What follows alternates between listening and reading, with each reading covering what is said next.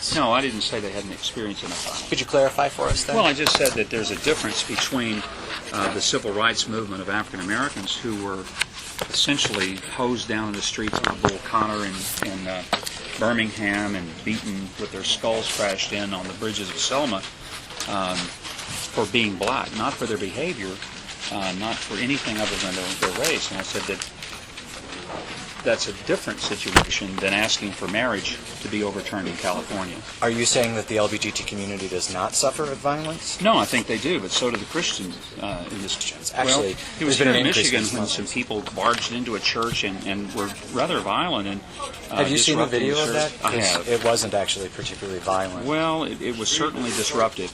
But in California, when some peaceful protesters, including a 79-year-old lady by the name of Phyllis, was out holding a cross, it was violently taken from her and stomped. I don't think what about the anybody 50-year-old gay man that was beaten yesterday in Nobody Salt Lake City? justifies any violence on anyone. So would you support hate crimes legislation?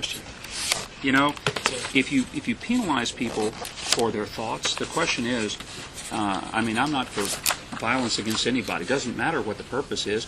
If you hit an 80-year-old woman who's trying to get in her house with a bag full of groceries, that's just as wrong as it is to hit somebody for a thought. And the point is that you should punish and consequence the violence against another person. Why they did it is of less consequences than the fact they did it. So I don't care if a person is homosexual, or they're elderly, or they're a child. If someone is violent toward them, they should be fully consequenced to the fullest extent of the law, but for their violence, not for their thought. When we start having the government determine what we can think, I think we're moving in a kind of a frightening area. And that's the only problem that I have with a lot of the hate crime legislation. You essentially are asking the government to start regulating what people can think. We have a right to regulate what they do.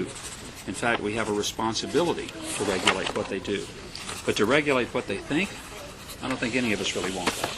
Great. Thank you very much, You're Governor. welcome. I really Thank you appreciate for your candor, and I appreciate Thank your you. comment.